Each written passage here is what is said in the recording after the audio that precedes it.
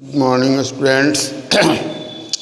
आज हम लोग मेजरमेंट ऑफ डिस्पर्सन के बारे में डिस्कस करेंगे। तो मेजरमेंट ऑफ डिस्पर्सन क्या है भाई?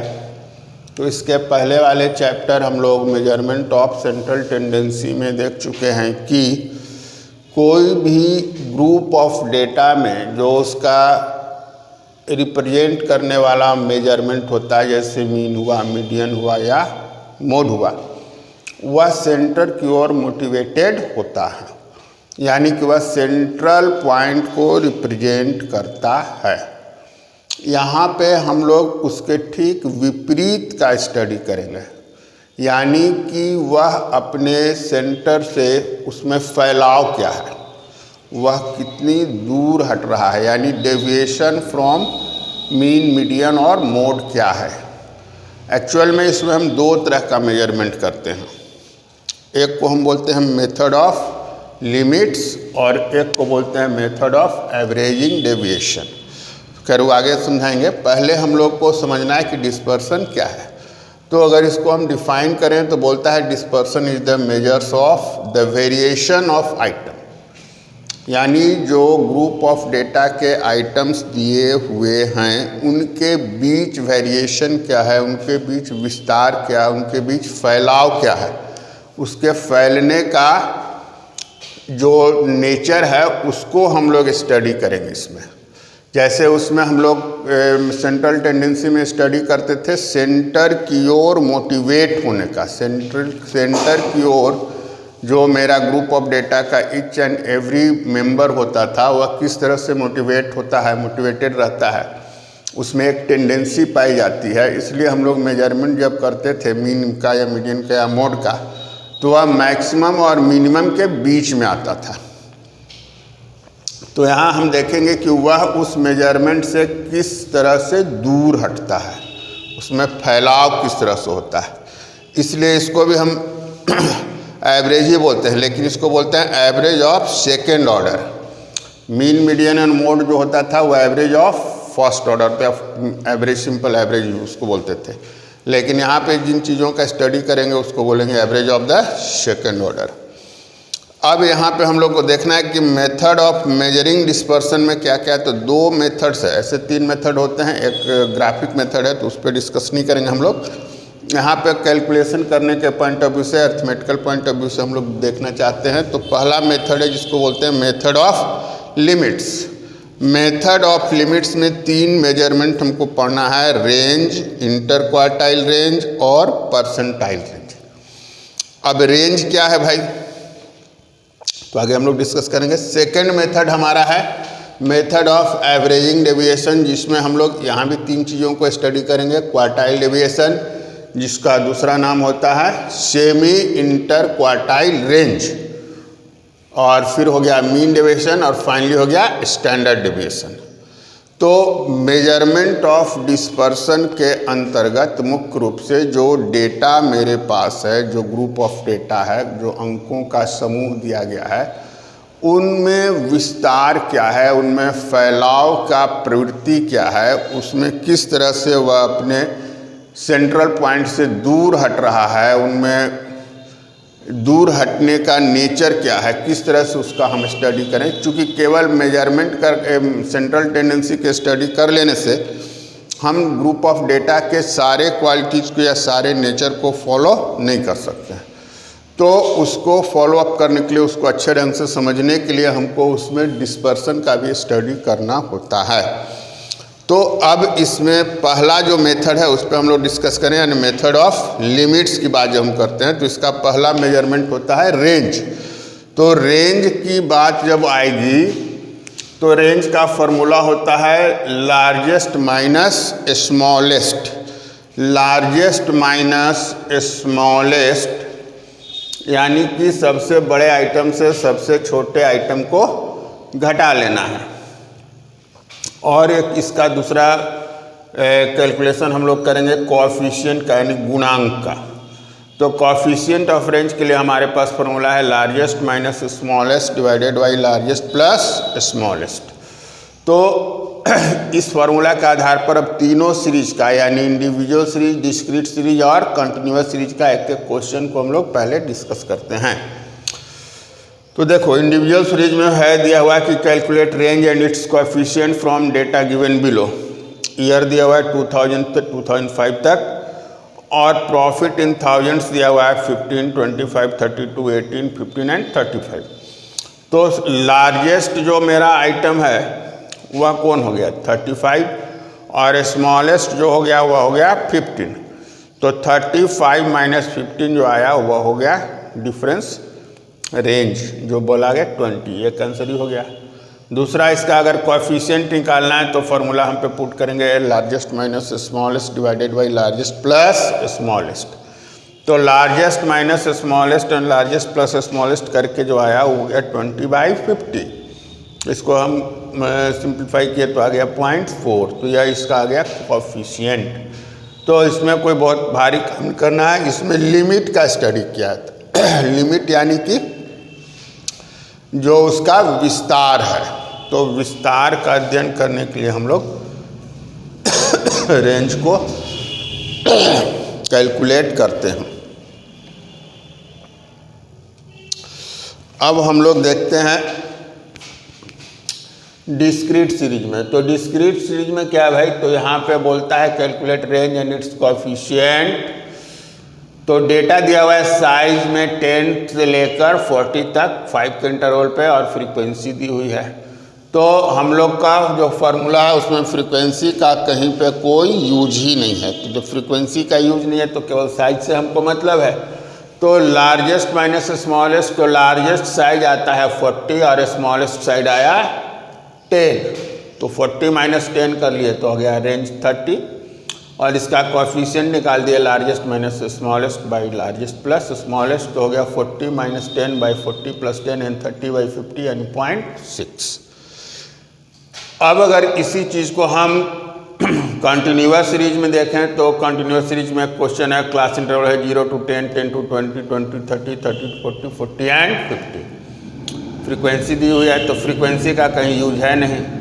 तो इसमें जो फर्स्ट क्लास का लोअर लिमिट होगा वही होगा स्मॉलेस्ट और जो लास्ट क्लास का अपर लिमिट होगा वह हो जाएगा हाईएस्ट या लार्जेस्ट। तो यहाँ पे फर्स्ट क्लास मेरा स्टार्ट हो रहा है तो उसका स्मॉलेस्ट यानी लोअर लिमिट है 0, यानी 0 to 10 है तो लोअर लिमिट हो गया 0। तो यह हो गया 0 स्मॉलेस्ट आइटम और लास्ट क्लास इंटरवल है 40 to 50। तो इसमें जो 50 हुआ वह हो गया लार्जेस्ट आइटम, यानी कि लास्ट क्लास का अपर लिमिट जो हुआ उसको हम बोलते हैं लास्ट क्लास के अपर लिमिट को हम क्या बोलते हैं लार्जेस्ट आइटम। तो L माइनस एस कर लेंगे तो 50 माइनस 0 यानी कि रेंज हो गया 50 और इसका कोएफिशिएंट अगर निकालेंगे तो 50 माइनस 0 डिवाइडेड बाई 50 प्लस 0 यानी 50/50। तो मैक्सिमम रेंज हुआ 1, कोएफिशिएंट हुआ 1। तो कोएफिशिएंट 1 से ज़्यादा होता भी नहीं है। तो यह आपका सिंपल हुआ क्या चीज़ का रेंज का। अब इस पे हम लोग को और कैलकुलेट करना है inter quartile range and percentile range. Inter quartile range को कैलकुलेट करने के लिए हम लोग को क्या करना होगा भाई, तो हम लोग क्वार्टाइल निकालने सीख चुके हैं पार्टीशन वैल्यूज़ में। तो पहले हम दिए गए फार्मूला इसका हम अभी नोट करने वाले हैं। तो हम लोग पहले क्वार्टाइल कैलकुलेट कर लेंगे, यानी कि Q1 और Q3 और इंटर क्वार्टाइल रेंज का फार्मूला होता है Q3 माइनस Q1। तो थर्ड क्वार्टाइल से फर्स्ट क्वार्टाइल को माइनस कर लेंगे तो हो जाएगा इंटर क्वार्टाइल रेंज। फिर इसका कोएफिशिएंट निकालना है तो हो जाता है Q3 minus Q1 by Q3 plus Q1। तो यानी कि आपको क्वार्टाइल निकालने आता है अगर तो आप इंटर क्वार्टाइल रेंज निकाल सकते हैं। तो पार्टीशन वैल्यू में ऑलरेडी आप लोग क्वार्टाइल निकालना सीख चुके हैं। तो अब देखिए इंटर क्वार्टाइल रेंज कैसे हम लोग निकालते हैं। तो देखो इंटर क्वार्टाइल रेंज और परसेंटाइल रेंज और सेमी इंटर क्वार्टाइल रेंज को ही हम क्वार्टाइल डेविएशन भी बोलते हैं। तो इन सारे में हम लोग को पार्टीशन वैल्यू वाला ही काम करना था। यहाँ पे हम लोग को क्वार्टाइल 1, क्वार्टाइल 3, परसेंटाइल 10 और परसेंटाइल 90, बस 4 वैल्यू निकालना है और फिर फार्मूला पे पुट कर देना है। तो चलिए देखिए क्वेश्चन एक है,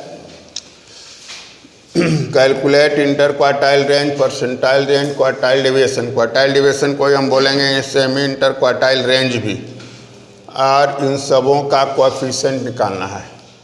तो हम लोग को पहला काम कर लेना होगा, CF निकालना होगा, कुमुलेटिव फ्रीक्वेंसी। तो 4 और 10 हो गया, 14 और 15, 29 और 20, 49 और 11 हो गया 60।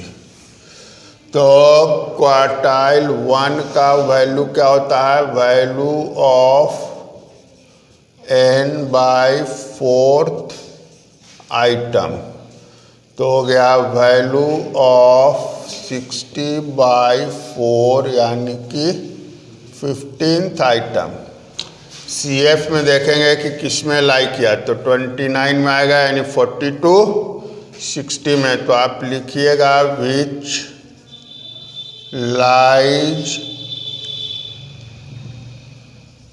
इन class interval 40 to 60।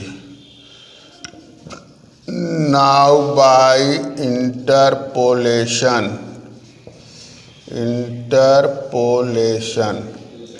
Q1 is equal to L1 plus L2 minus L1 by F into Q1 minus C। तो हो गया 40 plus 60 minus 40 और फ्रीक्वेंसी हो गया 15। Q1 का वैल्यू आया था 15 और C हो गया 14।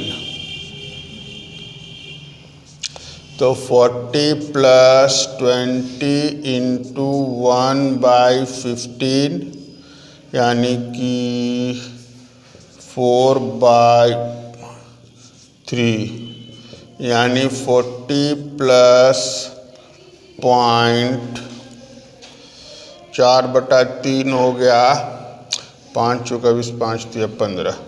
तो 4 में कट तो कितना हो जाएगा 1.33। तो 41.33 Q1 निकल गया।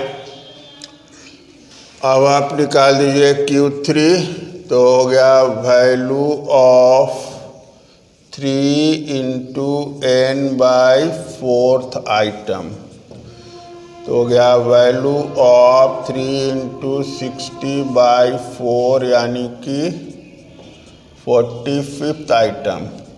तो 45th लाई किया 49 में यानी कि क्लास में। तो लिख देंगे which lies in class interval 60 to 80।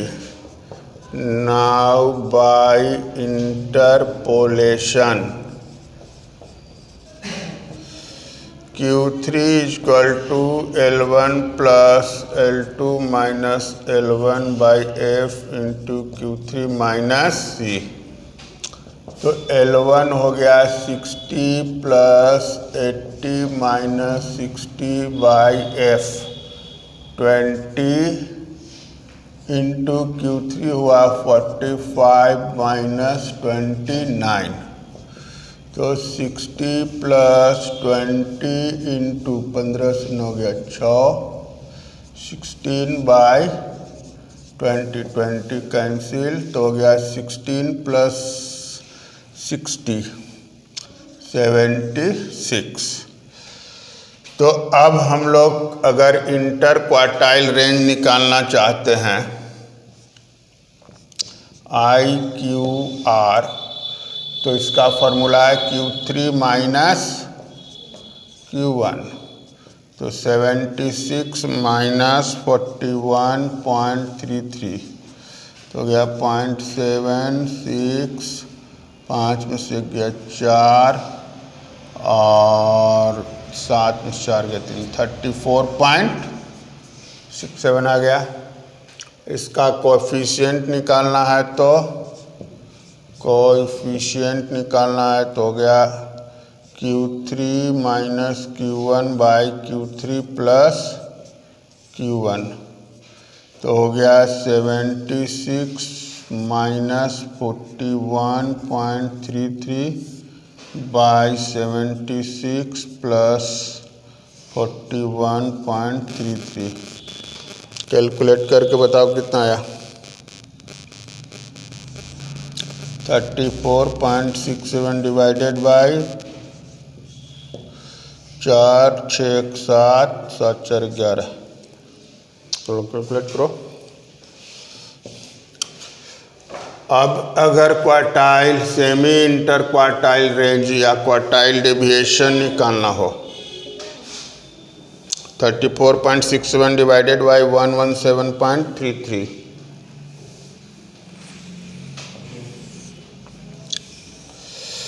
अगर निकालना है हम लोग को सेमी इंटर क्वार्टाइल रेंज या क्वार्टाइल डेविएशन, तो इसके लिए हो गया Q3 माइनस Q1 बाई 2, यानी कि 76 माइनस 41.33 डिवाइडेड बाई 2, यानी 34.67 डिवाइडेड बाई 2, तो ये हो गया 17.33।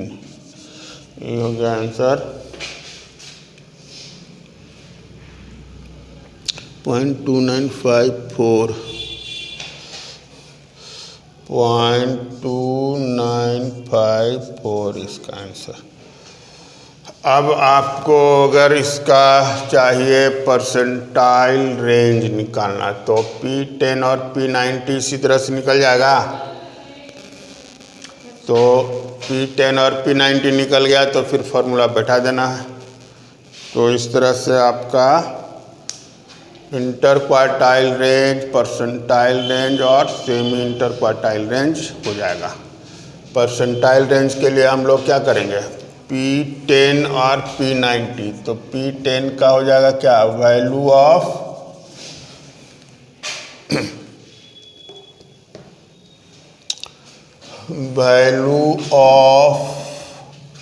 10 into n by 100th item, तो यानी 10 इंटू 60 बाई 100, यानी 6th आइटम। तो 6 किस में लाई किया, 14 में, यानी कि 20 to 14 में। विच lies in class interval 20 to 40।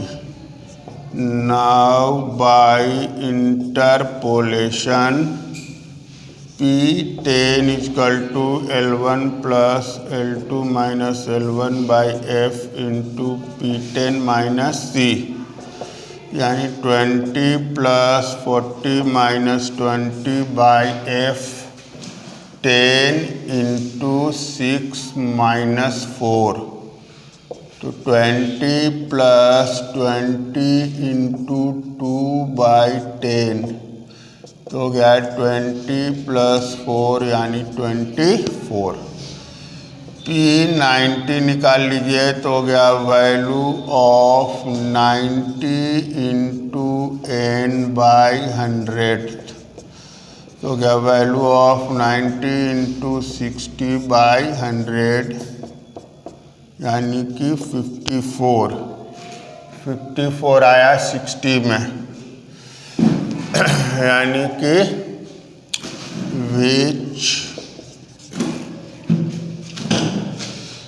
Lies in class interval 80 to 100। तो P90 equal to L1 plus L2 minus L1 by F into P90 minus C, यानी 80 plus 100 minus 80 by 11 into 54 minus 49, तो हो गया 80 प्लस 20 इंटू 5 बाई 11, तो हो गया 80 plus 100/11, ये हो गया 80 प्लस 11 9 9.1 यानी 89.1। तो अगर हमको चाहिए परसेंटाइल रेंज तो P90 माइनस P10 यानी 89.1 माइनस 24.1, 9 से 4 गया 5, 8 से 2 गया 6, 65.1 और इसका कोएफिशिएंट हो गया 89.1 माइनस 24/89.1 प्लस 24, 65.1 बाई 0.1, 9 4 13, 8 10 11, 113। सिंप्लीफाई करो।